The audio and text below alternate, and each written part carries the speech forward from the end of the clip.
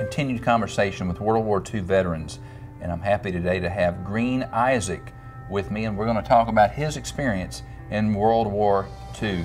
Now, I'm noticing that you're wearing your Triad Flight of Honor hat. When did you go on the Triad flight? September 17th, I believe it was. Last year? This year. 2010. That's 2010. Tell me where you were raised, Mr. Raised in Gaston County, Quincy, Florida. What brought you to Davie County? Well, after I got out of service, I married my wife, and she was born here and raised here, so I came here to live. So. Well, that's interesting. Tell me how you were involved in World War II. Well, first I was drafted in 1941, Camp Blanding, Florida. Sent to from Camp Blanding to Fort Myers, Virginia. I was in General Arnold's headquarters for a while. Now, was that Hap Arnold? Hap Arnold. And after my mother died, I was getting a 60-day leave and sent me to Florida, MacDill Field in Florida. From MacDill Field, I went down to Avon Park. From Avon Park, went to Seattle, Washington. From Seattle, Washington to Honolulu, Honolulu to Guam, Saipan, and that's where I spent most of my life. I mean, most of my military services. So, what was it like leaving the States? I'm assuming you had never traveled that far before. What was it like traveling there in the South Pacific? Well, it was routine. It was good in a way, and something you had never seen before. And when we passed from daylight saving time until another, and just we were on the ship, and they say we were going into another time zone. The time zone was different from what it was here, because at 3 o'clock in the afternoon here, it was 6 o'clock the next morning, a day early. That's the way it was. So after we were stationed on Guam, building an airfield for B-29 airplanes to fly from Guam, Saipan to Japan, which was 1,500 miles, and it got so it wasn't feasible for them to they had no fighter escorts. The closest you could get was the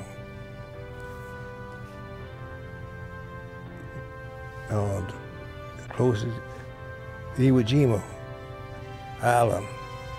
That's where we lost about 20,000 casualties to take that island. So they could get fighter planes to escort the bombers on into Japan. How old were you during that time? Oh, see, born 19, I was about 24. Were you scared? Well, yes, in a way. Yes, in a way, it was scared. So, and after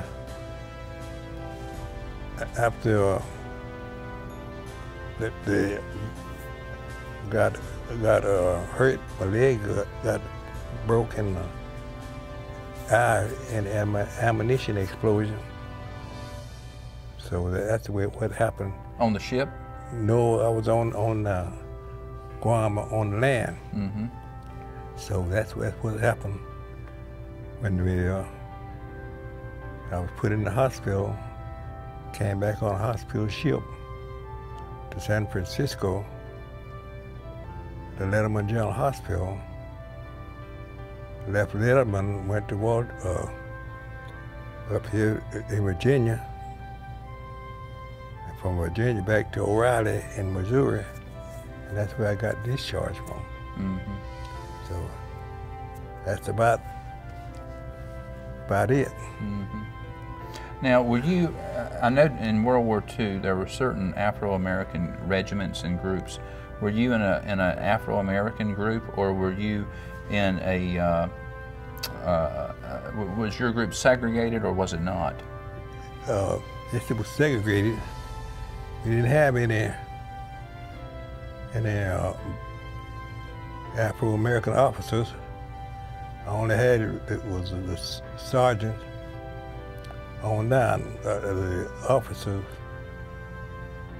from the lieutenants to lieutenant colonel was the battalion commander, and all those the rest of was under him, and we had to, in other words, we were in a segregated unit from the beginning. Mm-hmm. Do you feel like that at that time, obviously that was a different time in American history, would you say that the military was a positive experience from an Afro-American standpoint? I think it was. Mm-hmm. Because I never understood why they didn't ever want the Afro-Americans to be in combat until 1944, when the Germans overran them on Christmas, and then they recruited African-Americans to join, and that's what that's what helped them get into the combat units. Mm-hmm. When the Afro-Americans had to reduce their rank because they didn't feel like they were good enough for leaders. Mm-hmm. But they found out after President Truman desegregated the army, found out in Korea and Vietnam that the Afro-Americans were just as good of fighters as the other was, and that's what broke the barrier down. Mm-hmm. So that's what it is. Mm-hmm. So you were in your mid-20s, close to your mid-20s during the war. That's right. Were you married? No, I got married after I got back here. Mm-hmm. So you were single. Mm-hmm. So all of your World War II experience was in the Pacific. You did not go over to the European theater. Tell me about your correspondence with Hap Arnold. Hap Arnold was a very famous American leader. Well, I was would help in his home, reading on tables, and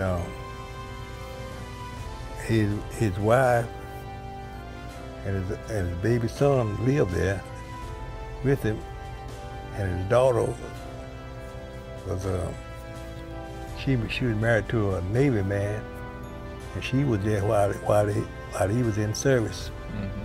So that's where we got acquainted.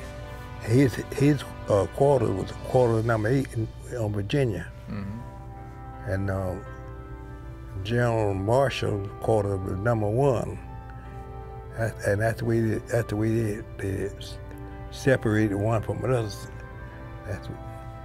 And we had 2 sergeants for chauffeurs, one for his wife and one for him, and had 2 men worked in the house, myself and another black man, Afro-American, and we waited on tables and served it. And whenever they needed, waited on the tables and helped serve it, helped with the food and all that business. Mm-hmm. So that's what the thing we supposed to do. Did you like Hap Arnold? Well, that's the part I liked, because before I went in the service, I was waited tables in a restaurant. Mm-hmm. So that's one way you got got things going, and that's the thing we needed to do. So after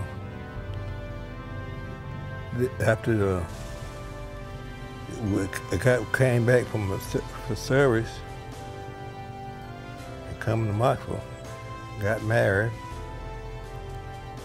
went to Coolman to work. Cotton mill. Okay, cotton mill.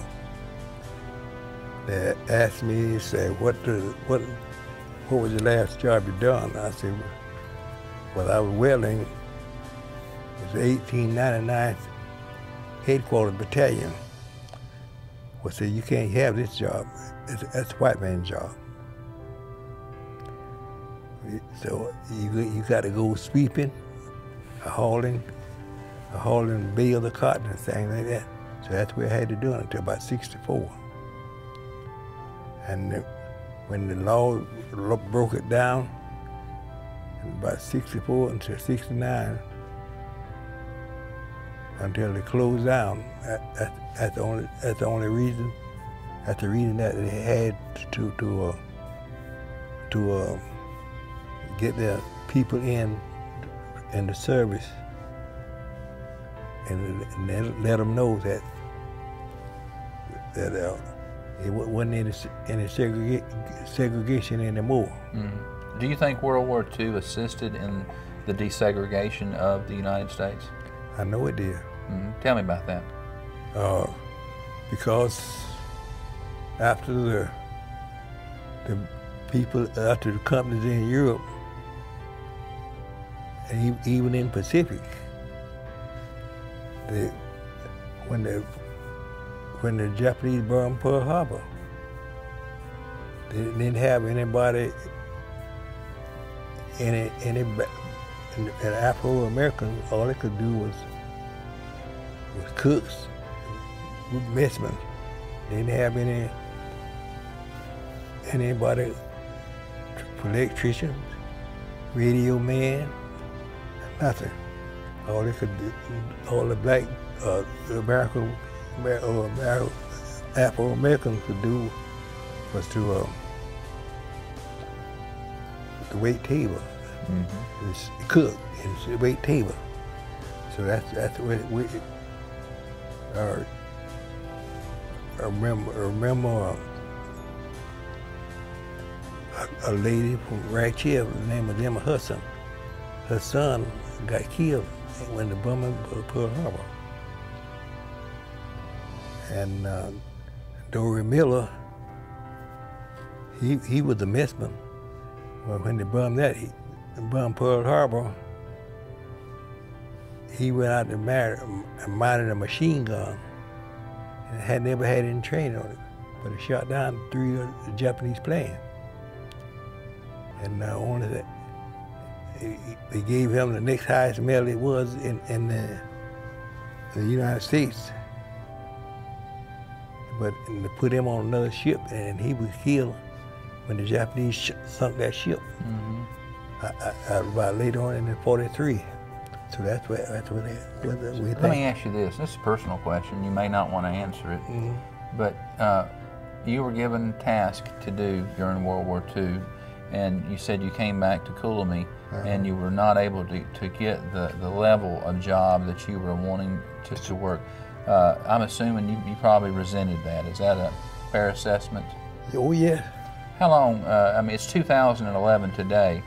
and a lot's changed since the 1940s. Has that wound healed? Oh yeah. Oh yeah. I don't have any animosity against anyone now.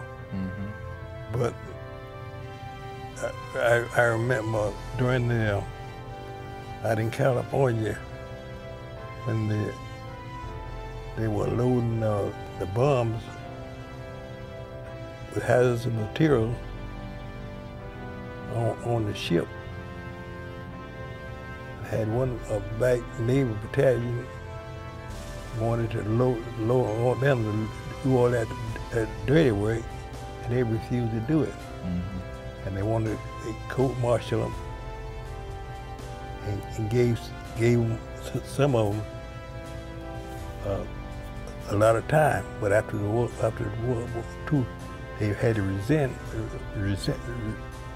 had to give them their thing back, what they needed to do. That's what happened during World War II. Let's talk about your personal life. You got married after the war. Who did you marry? Rebecca Cody. Is she still living? Yes, sir. So it's been how long has the love affair been? It's well, when I met her, I was at Fort Myers, Virginia, and she was in Washington D.C.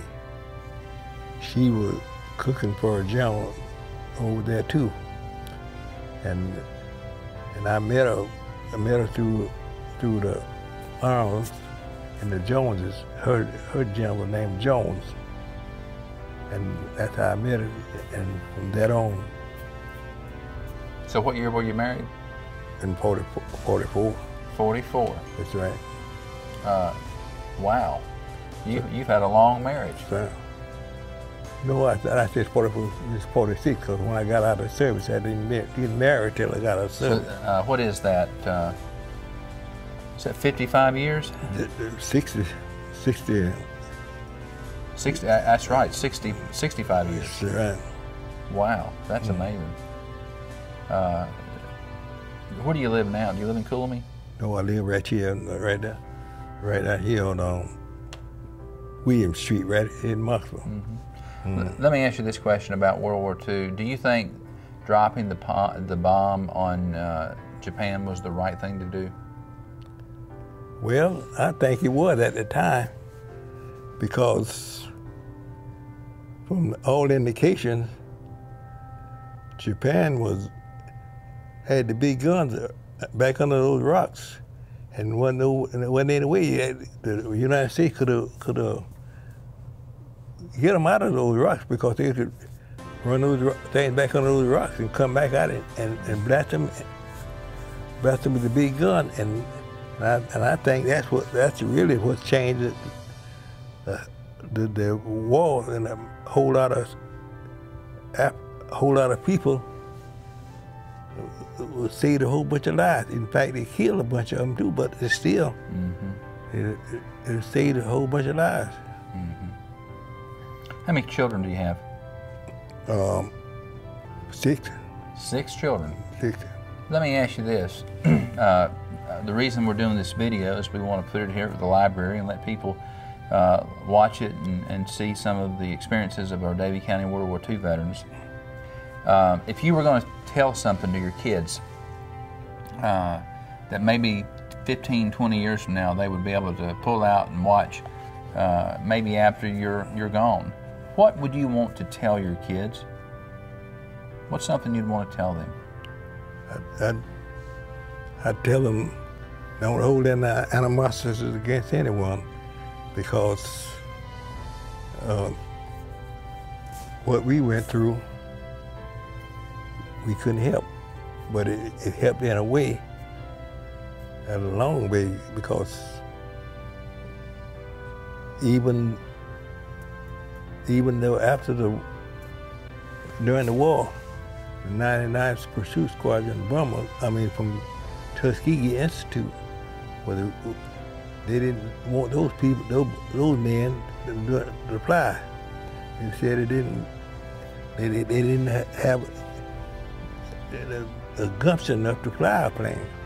And some of those fellas, what few of them living, is still, they had this, that they bummed to help keep those people who bombardiers from being shot down by the Germans in a whole lot of ways, because during the war, some of the white B-17 bomb pilots went over to see what the 332nd Squadron, and they went over to his city, went to see him, to find out it was blacks. And said, well, that's one thing that they really changed the way of the living, because they didn't know those fellows were blacks or anything like that, but they found out they were. Mm-hmm. So. Oh, that's great. Well, listen, I want to tell you how much I appreciate you giving us the opportunity to do an interview with you and to find out some of your experiences during World War II. I've heard a lot of good things about you in the community. Dorothy Graham just spoke very highly of you. Mm-hmm. And I want to tell you on behalf of everybody, we appreciate your service in World War II. It's been a long time ago, but despite that, we recognize that the services that you and other soldiers in World War II did helped liberate and make our country free. That's right. And I want to tell you I appreciate it. I just like to say, well,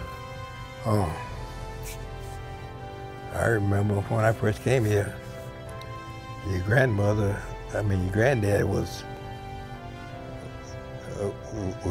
had his gas tank, one of those round things up on top. Mm-hmm. And your grandmother would run in the store, and they lived right next to the store. Mm-hmm. And your daddy, he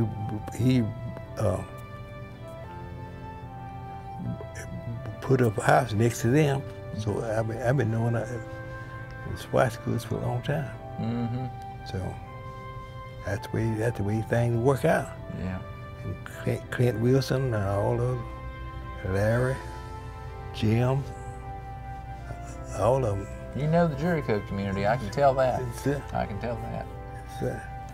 It's Well, we appreciate it very much. I want to thank you. All right. Okay. I hope you have a good afternoon, and this is going to end our conversation with Mr. Green Issac, and it's been another interesting story about more heroes in Davie County.